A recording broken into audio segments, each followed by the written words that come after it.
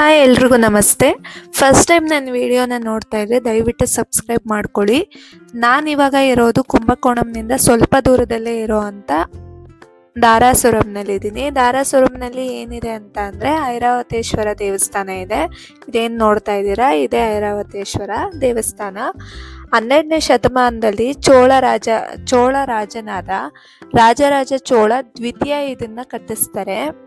ನೋಡ್ತಾ ಇರ್ಬೋದು, ದೇವಾಲಯದ ಮುಂದೆ ನಮಗೆ ನೋಡೋದಕ್ಕೆ ಮೊದಲು ಬಸವಣ್ಣ ಸಿಗ್ತಾ ಇದೆ. ಬಸವಣ್ಣ ನೋಡಿ, ಬಸವಣ್ಣಗೂ ಕೂಡ ಒಂದು ಮಂಟಪನ ಕಟ್ಟಿಸಿದ್ದಾರೆ. ತುಂಬ ಅದ್ಭುತವಾಗಿ ಕಟ್ಟಿಸಿದ್ದಾರೆ, ನೋಡ್ತಿರ್ಬೋದು ನೀವು. ಹಿಂದೆ ಕೂಡ ಪುಟ್ಟದಾಗಿ ಒಂದು ಮಂಟಪ ಇದೆ, ಎಷ್ಟು ಮುದ್ದಾಗಿದೆ ನೋಡಿ. ಇದಕ್ಕೆ ಏನೋ ಸ್ಟೆಪ್ಸ್ ಇದೆ, ಸ್ಟೆಪ್ಸ್ ಬಿದ್ದೋಗೋ ಥರ ಇರೋದ್ರಿಂದ ಗ್ರಿಲ್ ಹಾಕಿ ಅದನ್ನು ಸೇಫ್ಟಿ ಮಾಡಿದ್ದಾರೆ. ಇವಾಗ ದೇವಸ್ಥಾನದ ಒಳಗಡೆ ಎಂಟ್ರಿ ಆಗೋಣ.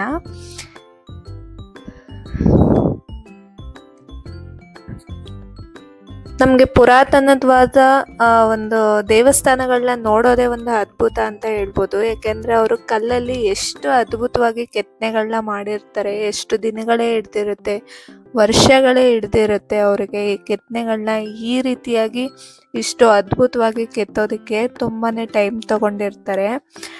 ತುಂಬ ಅದ್ಭುತವಾಗಿ ಇದ್ದಾವೆ ಕೆತ್ತನೆಗಳು. ತುಂಬ ಖುಷಿ ಅಂತ ಅನಿಸುತ್ತೆ. ನಮ್ಮ ಹಂಪಿ ಇರ್ಬೋದು, ಇದಿರ್ಬೋದು, ಇಲ್ಲಾಂದರೆ ತುಂಬ ಸುಮಾರು ದೇವಸ್ಥಾನಗಳಿದ್ದಾವೆ, ಪುರಾತನವಾದ ದೇವಸ್ಥಾನ. ಇಲ್ಲಿ ವಿಶೇಷ ಏನಪ್ಪ ಅಂತ ಅಂದರೆ, ಈ ಒಂದು ಮಂಟಪ ಏನು ನೋಡ್ತಾ ಇದ್ದೀರಾ ಅಲ್ವಾ, ಇದು ರಥದ ರೀತಿ ಇದೆ. ನೀವು ನೋಡ್ತಾ ಇರ್ಬೋದು, ಇದು ರಥದ ಹಾಗೆ ಇದೆ. ಪೂರ್ತಿ ಮಂಟಪ ರಥದ ಥರನೇ ಇದೆ ನೋಡಿ. ಚಕ್ರಗಳಿದ್ದಾವೆ ನೋಡಿ, ಎಷ್ಟು ಅದ್ಭುತವಾಗಿದೆ ಈ ಕೆತ್ತನೆಗಳು ನೋಡೋದಕ್ಕೆ. ತುಂಬಾ ಒಂಥರ ರೋಮಾಂಚನ ಅಂತ ಅನಿಸುತ್ತೆ ನೋಡ್ತಾ ಇದ್ರೆ.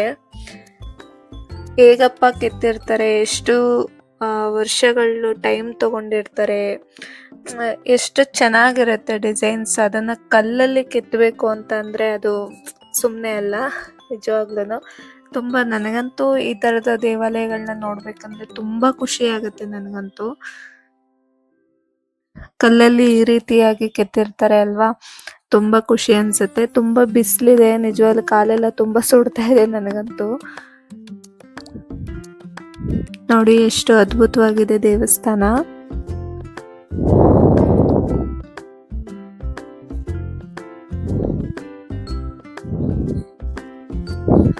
ವಿಶಾಲವಾದ ಮಂಟಪ ಇದೆ ನೋಡಿ, ಸುತ್ತಲೂ ಕೂಡ ಕಂಬಗಳ ಮಂಟಪ ಇದೆ. ಕಾಲು ಸುಡ್ತಾ ಇದೆ ನನಗಂತೂ, ಅದಕ್ಕೆ ಬೇಗ ಬೇಗ ಹೋಗ್ತಾ ಇದ್ದೀನಿ, ತುಂಬ ಬಿಸಿಲಿದೆ.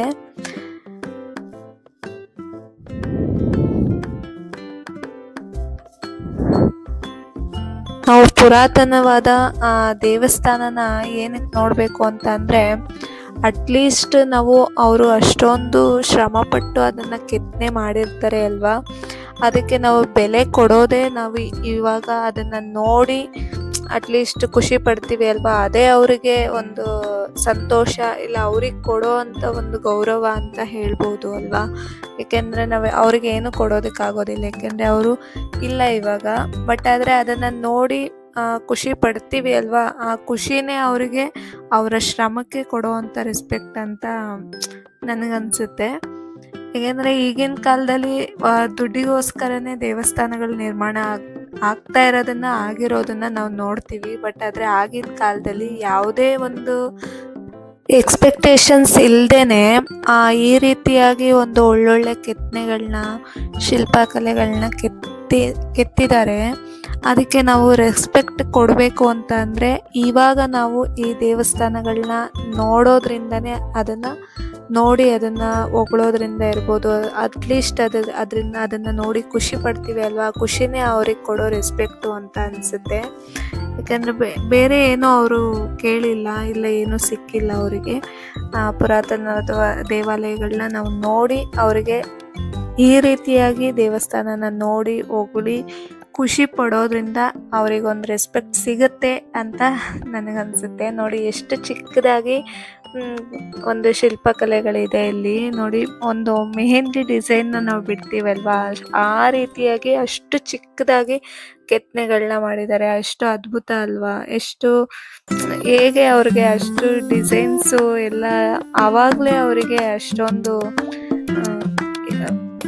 ಟ್ಯಾಲೆಂಟ್ ಇತ್ತು ಅಂತ ಅಂದ್ರೆ ಆಶ್ಚರ್ಯ ಆಗುತ್ತೆ ನಿಜವಾಗ್ಲೂ.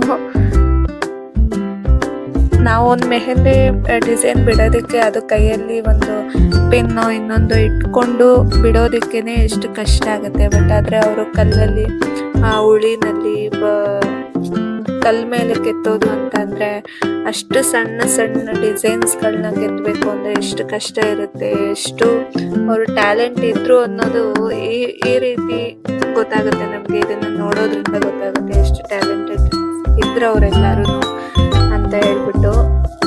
ತುಂಬಾ ಖುಷಿ ಆಗುತ್ತೆ ನನಗಂತೂ ಈ ತರದ ದೇವಾಲಯಗಳನ್ನ ನೋಡಿದಾಗ. ದಯವಿಟ್ಟು ಪುರಾತನವಾದ ದೇವಾಲಯಗಳು ಇರ್ತವೆ ಅಲ್ವಾ, ಅದರಲ್ಲಿ ಪೂಜೆ ನಡೀದೇ ಇರಲಿ, ಅಟ್ಲೀಸ್ಟ್ ನೋಡಿ ಖುಷಿ ಪಡಿ, ಮತ್ತೆ ಮಕ್ಕಳುಗಳಿಗೆ ತೋರಿಸಿ. ಈಗಿನ ಇದ್ರಲ್ಲಂತೂ ಈ ಥರದ್ದು ಒಂದು ಪ್ಲೇಸಸ್ ನಮಗೆ ಸಿಗೋದಿಲ್ಲ. ಬಟ್ ಅದು ಪುರಾತನವಾದ ದೇವಾಲಯಗಳನ್ನು ಅಟ್ಲೀಸ್ಟ್ ನೋಡೋದಕ್ಕೆ ತೋರಿಸಿ ಅವರಿಗೆ. ಪಾರ್ಕು, ಇನ್ನೊಂದು ಸಿನಿಮಾ, ಹಾಗೆ ಅದು ಇದು ಅಂತ ತೋರಿಸೋದ್ರ ಜೊತೆಗೆ, ತೋರಿಸ್ಬೇಡಿ ಅಂತ ಹೇಳಲ್ಲ, ತೋರಿಸೋದ್ರ ಜೊತೆಗೆ ಇಂಥ ಒಂದು ಪ್ಲೇಸ್ಗಳನ್ನ ಕೂಡ ತೋರಿಸಿ ಮಕ್ಕಳುಗಳಿಗೆ ಹಿಸ್ಟ್ರಿ ಬಗ್ಗೆ ಹೇಳಿ.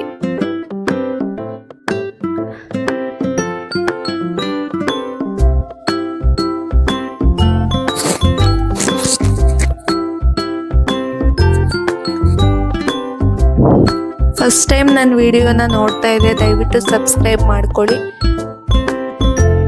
ಮತ್ತು ನೆಕ್ಸ್ಟ್ ವಿಡಿಯೋ ಮಾಡೋದಕ್ಕೆ ಪ್ರೋತ್ಸಾಹ ಸಿಗುತ್ತೆ ಅಂತ ಅಂದರೆ ನೀವು ಫಾಲೋ ಮಾಡ್ಕೊಳ್ಳೋದ್ರಿಂದನೇ. ದಯವಿಟ್ಟು ಫಾಲೋ ಮಾಡ್ಕೊಳ್ಳಿ, ಸಬ್ಸ್ಕ್ರೈಬ್ ಮಾಡ್ಕೊಳ್ಳಿ.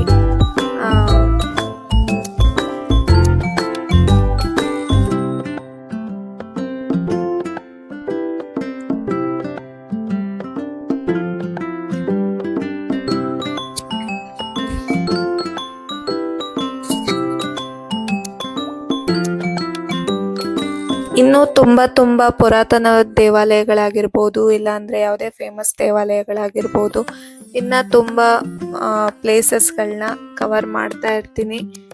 ಅದ್ರ ಬಗ್ಗೆ ಮಾಹಿತಿ ಕೂಡ ಕೊಡ್ತಾ ಇರ್ತೀನಿ. ದಯವಿಟ್ಟು ನನ್ನ ಅಕೌಂಟ್ನ ಸಬ್ಸ್ಕ್ರೈಬ್ ಮಾಡ್ಕೊಳ್ಳಿ. ವಿಡಿಯೋ ಇಷ್ಟ ಆಗಿದ್ರೆ ದಯವಿಟ್ಟು ಲೈಕ್ ಮಾಡಿ, ಶೇರ್ ಮಾಡಿ. ಮತ್ತೊಂದು ವಿಡಿಯೋದಲ್ಲಿ ಸಿಗೋಣ. ಅಲ್ಲಿವರೆಗೂ thank you so much. Bye bye.